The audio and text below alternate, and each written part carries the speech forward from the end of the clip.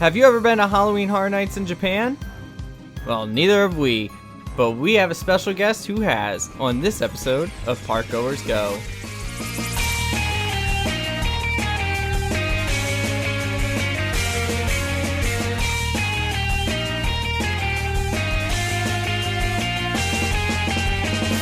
Welcome to Park Goers Go, your go-to podcast for all things theme parks. I'm your host, Logan. I'm your other host, Nate. And I'm Dustin. Ha, ah, ah, ah. Oh my I'm god. going to start off with a laugh. Well, I didn't. You didn't do one. I didn't know. Do one. Okay, do one now. We both did Dracula. Just do Dracula. I know. I was gonna say. You guys took all the we good did. I did ones. Dracula before. Do Voldemort. Do Voldemort. It's fitting. How does Voldy sound? I'm Voldemort. Like that. And I'm your host, Nate. Get over. Get over. Go. And I'm your other host, Nate. Okay, good enough. You sound like Tony the Tiger. This episode will be great. And we have a special guest. Oh, it's Ethan. Oh, that was great. I thought you were going to introduce me with my name. And Ethan is Nate's twin brother. That's right. LA resident. Theme park. Occasional goer. He went this time, and we're going to talk to him about it. In this episode, we're going to be talking about Halloween Horror Nights. Yes! Dustin, Nate, and I went in Orlando, Florida, and our special guest, Ethan, went to Halloween Horror Nights in Osaka. Osaka, Japan. Wait, you went to Horror Nights in Japan? That's Yes. right. I thought this whole time we were talking about California. No. Oh my gosh, this is better. I now I understand why you're confused when Nathaniel said LA resident, as if that made any... I was just giving some background info on our guest. But Ethan's been to the California one in the past as well. It's Twice, true. actually. Once I went with Nate and Logan. That was my first time. And then I went He was invited. Yeah, Naughty Dog bought my ticket when they did the Last of Us horror special thing. Very nice. Now, looking at these pictures, I do notice that there is a Jaws attraction. I do notice Japanese. Yeah, no, I don't see any Japanese in these pictures. All right, well, surprise to me. Yeah, international sneak peek. So now Logan and Nate, you guys were able to go to Tokyo Disney Sea when you guys were in Japan. But one thing you guys didn't do was Universal Studios. Or Japan. Disneyland. But we're talking about Universal Studios Japan specifically right now. But Ethan, this is the Halloween Horror Night that you did go to. Now, was this your first time at Universal Studios Japan? Yeah, I've never been to any of the theme parks in Japan. I've only been to a couple theme parks in Los Angeles too, but yeah, my first time at Universal Japan. Okay, so why don't you walk us through your day at Universal Studios Japan, and then I guess also, the Halloween Horror Night stuff. So I got there, I think it was a day of traveling, so you got there a little later. It was like 4 o'clock. Really easy to get there from like downtown Osaka. They do it a little differently though in terms of getting in. It's just like a normal day at the park. So you just buy the same ticket that you usually buy to enter. And the hours are from like the morning to 10 p.m. A little different than the LA one, which usually goes much later and you have to buy a separate ticket and like double the price. But yeah, so got there a little late because we really just went for the Horror Nights aspect of it. It's pretty similar, I would say, when you first get into like the LA or any of the Universals. You go through like the City Walk, has the same stars as the other ones, and you get to like the ticket booth, you go in. So judging from the photos, it looks like there was a cover over the main street. Is that just like a thing in Japan? Yeah, so the first thing, that's the Hollywood area. It's the first section you enter right as you go past like the ticket gate. Yeah, and they have like this big like overarching like cover for all of the Hollywood area that has like a bunch of different movie studios in it. I wouldn't say movie studios, more like theaters. One of the theaters I went to was like a 4D theater. So they were doing a collaboration this time with Chainsaw Man, Demon Slayer, and Biohazard. Oh, Resident Evil. That's really cool. Yeah, I was really excited. I'm a huge like Chainsaw Man and Resident Evil Biohazard fan, so I went to this Hollow Whoa, Knights. whoa, whoa, whoa, whoa. Not a fan of Demon Slayer? Okay, I never got into Demon Slayer. My girlfriend was really into it, and I started watching it when I got back. Nice. That's Okay. acceptable. I'm sorry. Can we take a step back even further from those who have no idea what you're talking about? I'm guessing these are properties known to the general public. They are animes. Animes. There we go. Chainsaw Man Awesome. and Demon Slayer are huge animes, very popular in Japan and America, like pretty much Mhm. globally.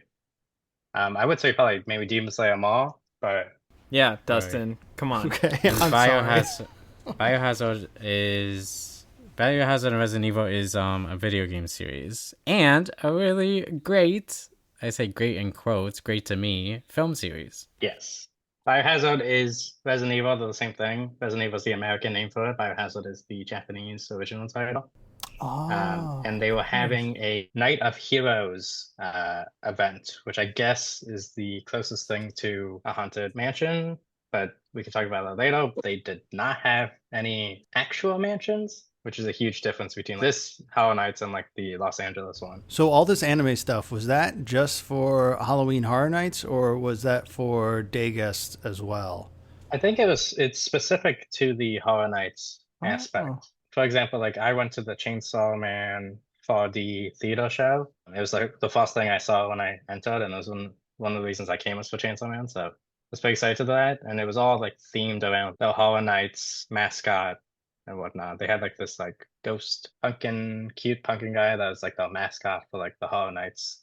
And it was like a collaboration show with like them and the Chainsaw Man. That's cool. Yeah, so I did the theater. To be honest, like I thought it was gonna be a little more intense. I know like I've seen like videos of like people going to see Twister in 4D and like them breaking their necks trying to watch the show. But it was very like I would say calm. Like it wasn't like the seats rumbled a little bit. They threw some water on you, but not a crazy amount. But it was cool to see like all the chainsaw characters in that show. What was the like storyline? Was there a storyline? Was it based off of Chainsaw Man? The premise was like the main Chainsaw Man characters, they were all like going to the theater like you are. So they're like sitting in front of you in 3D. And then like this like the like teddy bear mascot or whatever kind of goes evil, takes over and starts attacking them and they're like fighting within the theater.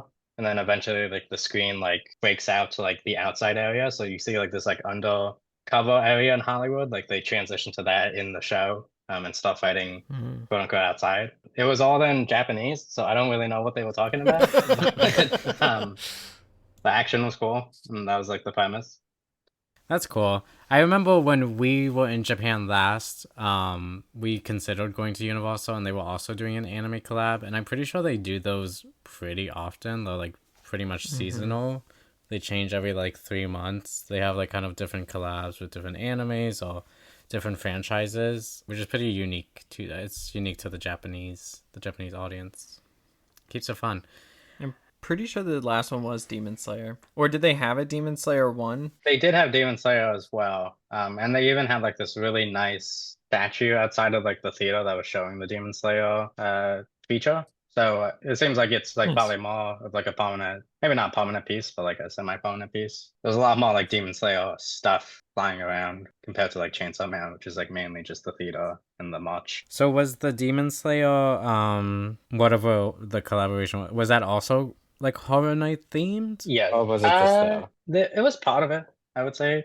I didn't see the show, but like there was like treats, like snacks and stuff were themed around Demon Slayer and a lot of merch and stuff. But that might have just been like they're having this collab during Horror Nights, so they included it in the advertisement. Resident Evil or Biohazard is definitely like a for Horror Nights thing. Right after you like exit Hollywood, you go straight into the New York area, which is where I saw like the musical show that they introduced like Horror Nights with, and then that's where I went to like the Biohazard experience. So yeah, like once I got in like a little before technically the Horror Nights started, I think like an hour or so before. And after I left like the New York area and saw Chainsaw Man, I saw like this huge group of people just like sitting down, all facing a stage, just waiting.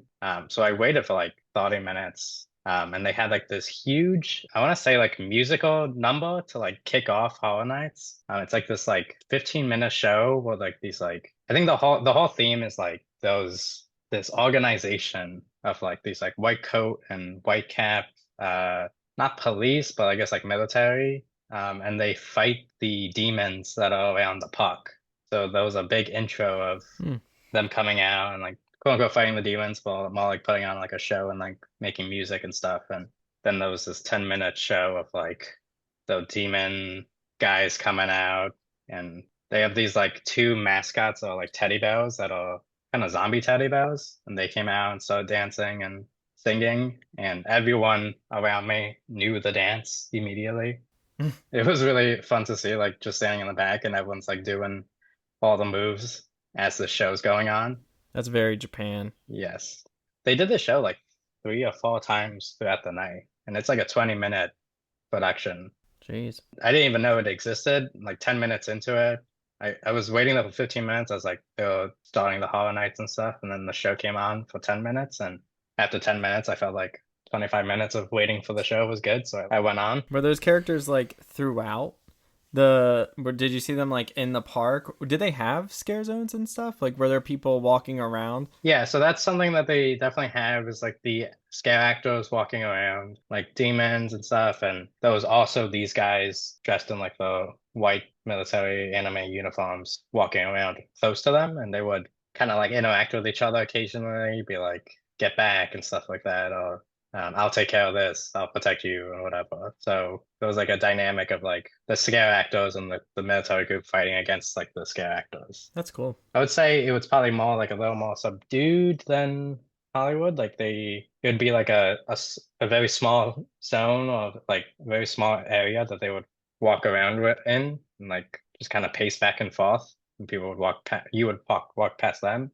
I guess it's kind of similar in other parks, but it just felt like very like obvious, like, oh, this is like the area that the scare actor is gonna stay in. But they had some pretty cool ones. I mean, just like in other parks, they have like the regular guys, like the single person scare actors, but then they have like the bigger costumes. I saw like this big demon guy that had like two heads on his chest, and the heads would move independently, What? and like some actors on stilts and stuff like that.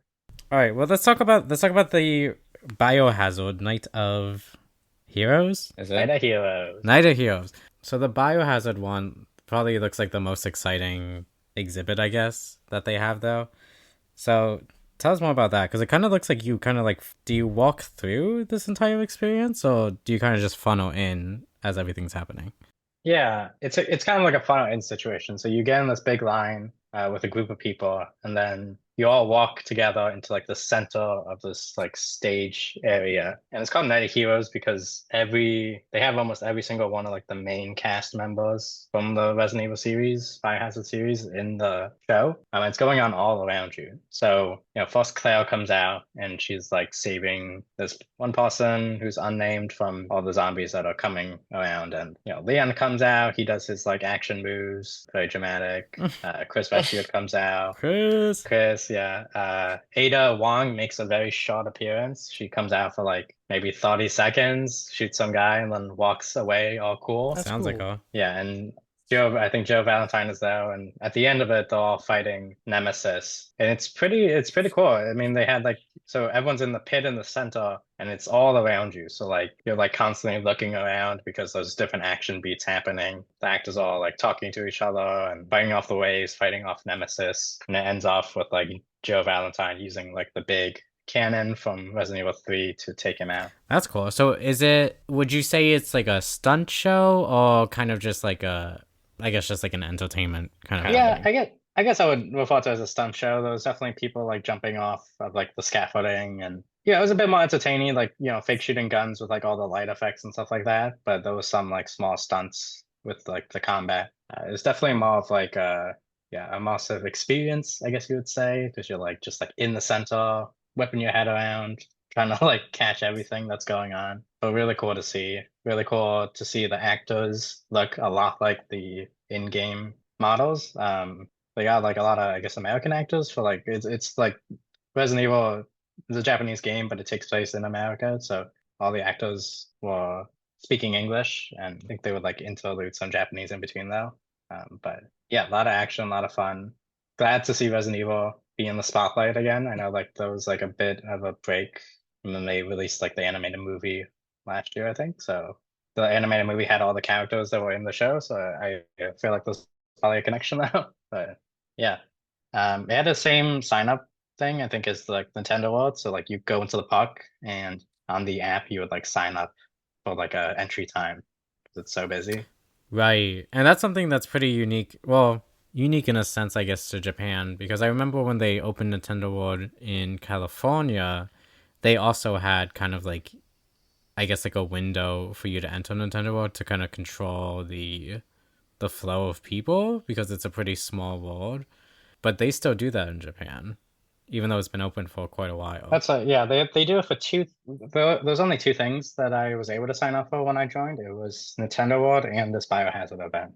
And I actually put them signed up for the exact same time because I panicked. And so as soon as I was done with the Biohazard, I had to run over to Nintendo World.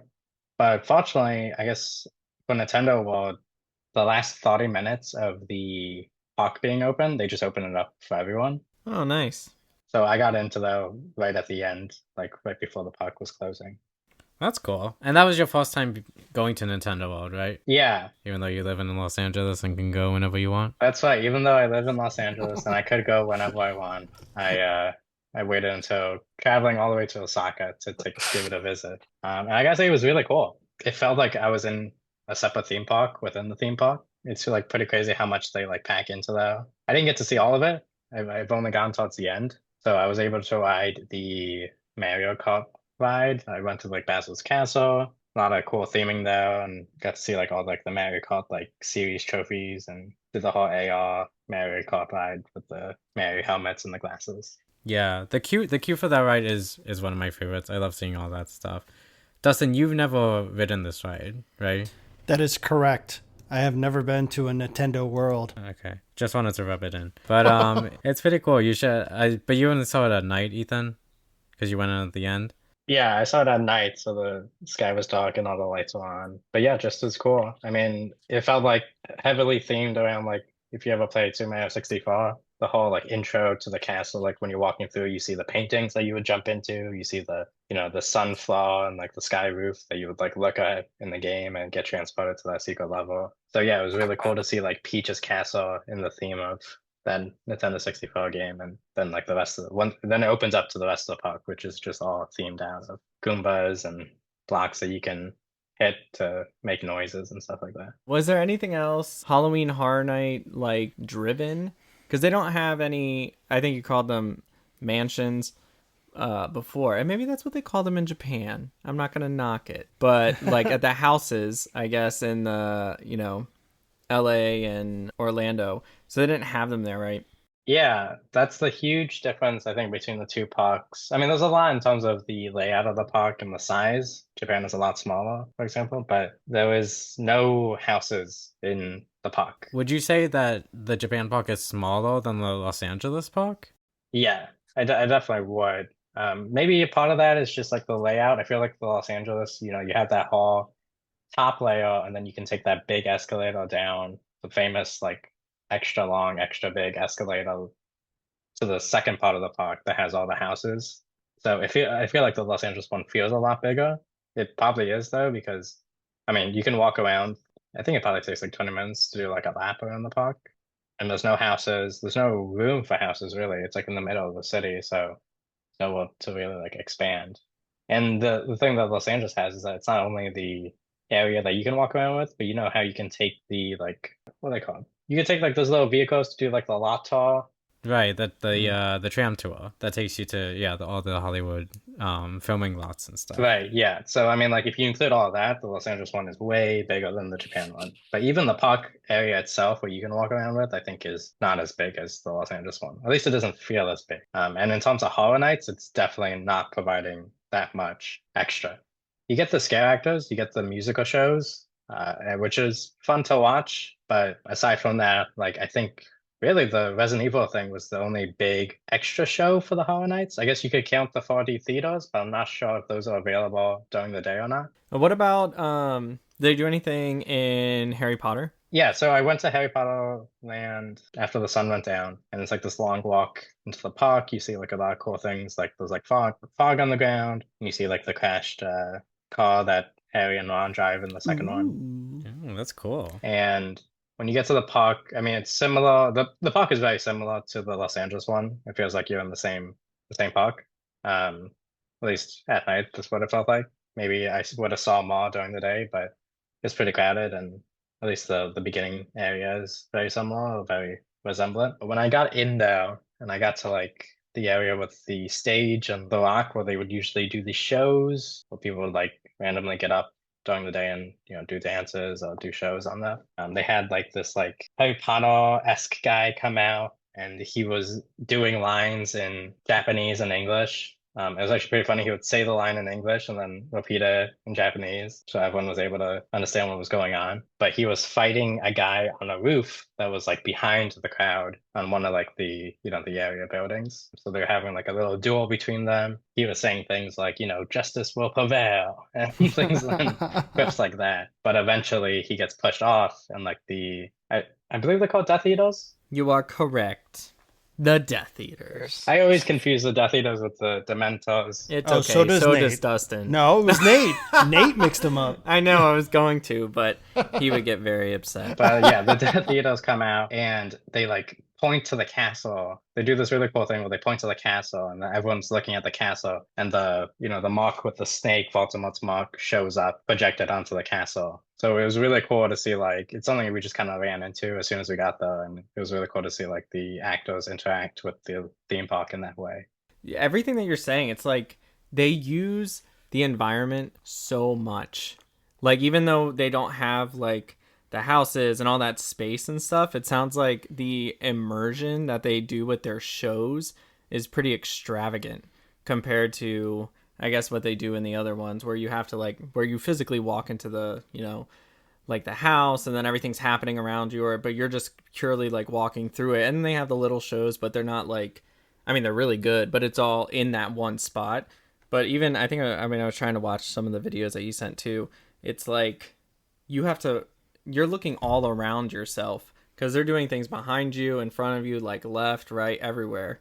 Yeah, I mean, that's very much true for like the Resident Evil show. It was like a complete 360 of things. And that seemed like it had a high production in terms of like set pieces and stuff like that, and theming in that one area.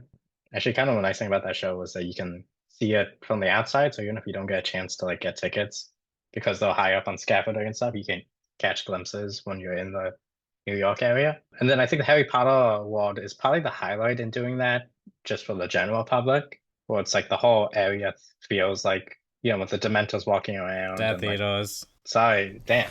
Death Eaters walking around and interacting with people, and then like these random shows happening like within the crowd. It definitely feels like a lot more connected. The scare actors, I think in the LA feel more naturally integrated. I think a part of that is due to like how the crowds form around these actors. In Japan, like it's like there was a very obvious circle around the actors that people are crowding around to like look at the actors and do their thing. So They do like doing that. all they can really do is pace back and forth within like a very restricted area. Well, I feel in the LA one, it felt much more random and integrated, where you'd be walking and all of a sudden there'll be a scare actor right next to you. I think it was a lot easier for them to like duck in and pop out in the LA one. Yeah, and that's the LA one definitely, they have those zones for sure. Because, in case someone doesn't want to get scared, they can avoid them. But we've talked about this, I think, a little bit before, of how LA kind of like shines when it comes to Horror Nights because of the tight spaces that I dislike about the park and during the day. But it feels very natural when you have these tight zones and these tight hallways that you don't, like Ethan said, like you don't really see it coming a lot of the time, and it flows really naturally. But I did want to talk about the Harry Potter one for a second, because I was watching the videos that you sent, and basically, I mean, what you were kind of telling us in the Resident Evil ones, the production value is like way up. Like they really tone up the dial for these shows. I'm guessing because they don't have like the houses and things to worry about, so they put a lot of focus. Because well, one, I noticed that when they're having this wand duel, the wands light up, which is a very small effect but really cool. Because if you go to the Orlando or the LA Horror Nights and they have the Death Eaters out, they kind of just wave the wands around, and you have to, use your imagination a little bit.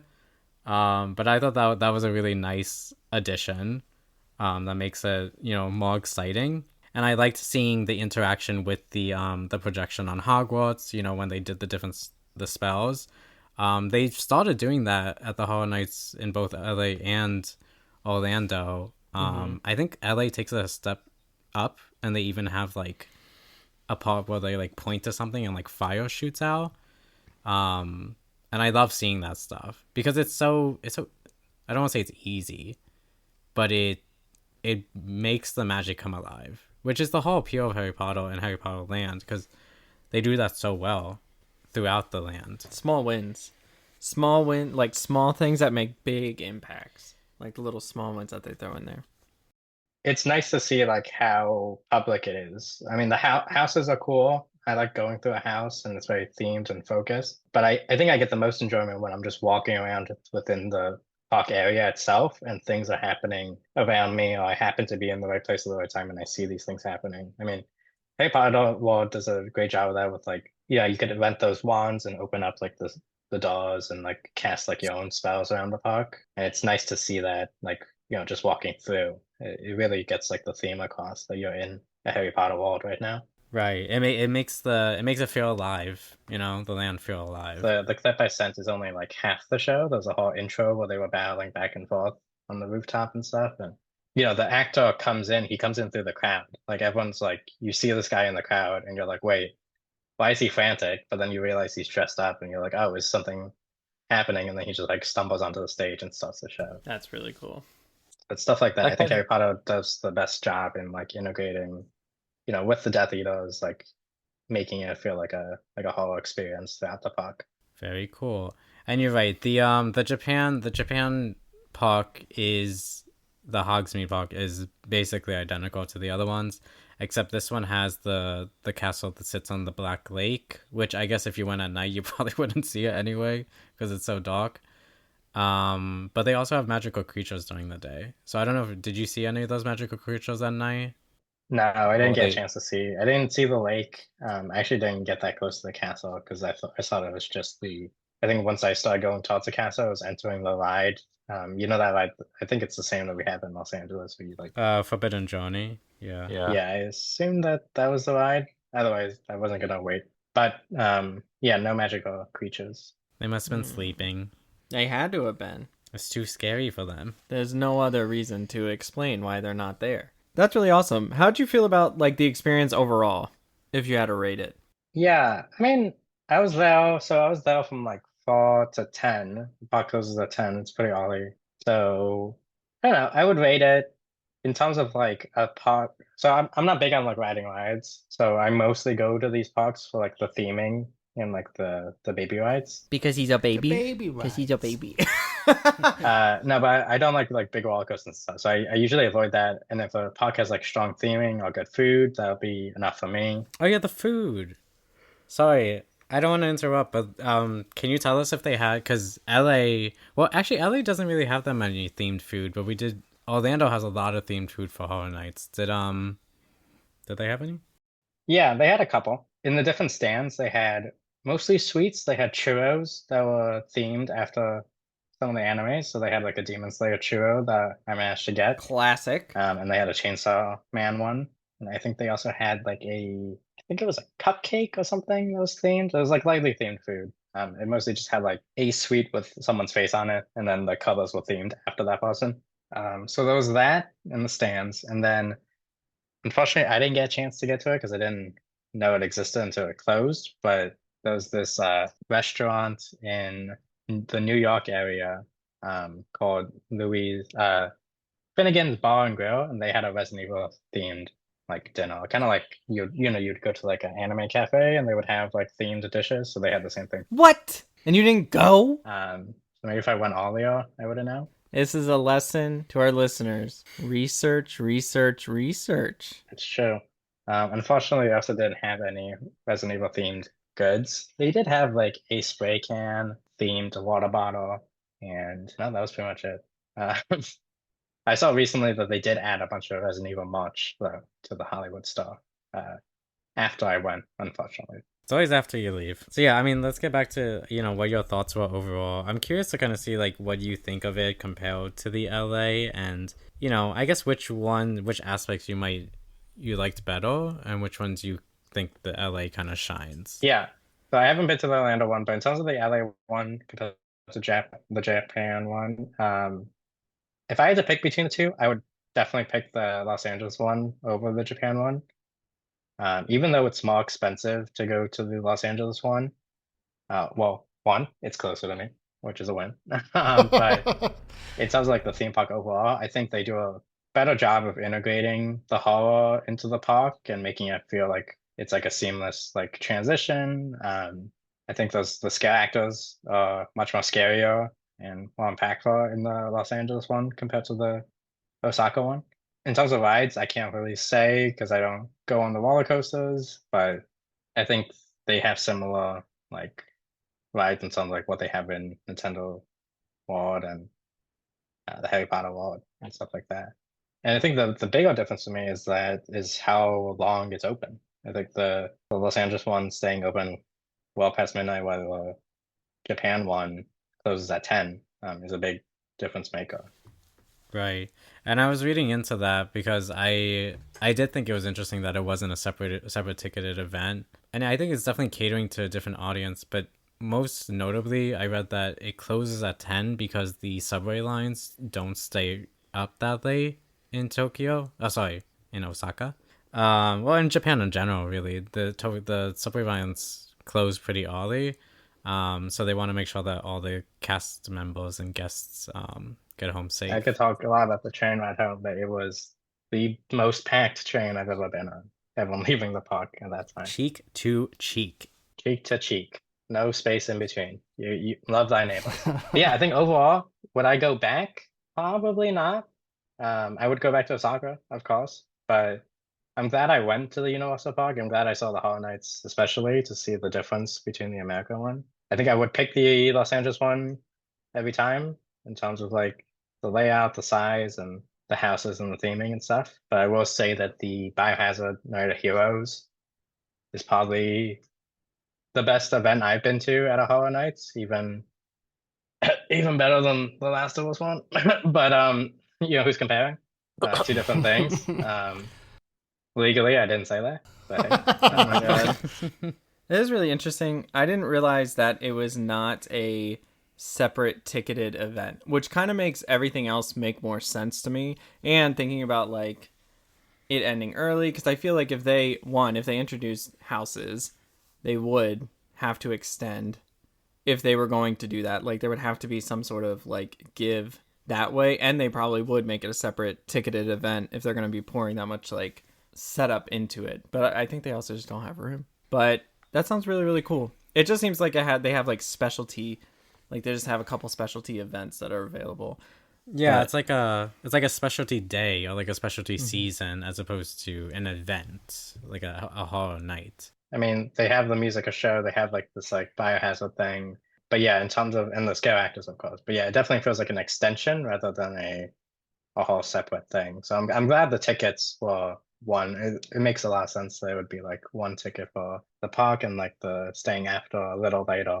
Maybe if they had an extended time, a separate ticket would make sense too, but just simply wouldn't work with the public transportation. And you didn't go to Amity Village at all, the Jaws land? Yeah, I walked through the whole park. I did a couple of laps around the park to see what is happening around me. So yeah, I walked through Amity Village. I saw the giant Jaws like hang up thing, and they had like the whole pier around with like water and stuff, so you can see like the boats from the movie and stuff like that. But you didn't ride the spooky ride? I did not ride the spooky rides. No spooky rides were ridden. do you understand that the Jaws ride is a coveted coveted ride that used to be in the parks in the States, and it is no longer and has not been for several years, and you had the opportunity? Do you know what people would do to ride that ride? When I walked through that, I thought I was back in the 90s. I wasn't sure. I guess they didn't update that side of the park. I was surprised to see Jaws at all. I mean, I know Jaws is a huge franchise and stuff, but I guess it's not. When you see worlds like Harry Potter, Nintendo World, yeah, I just don't think of Jaws being close to it on Jurassic Park. But yeah, it was cool to see. Maybe next time. Probably not.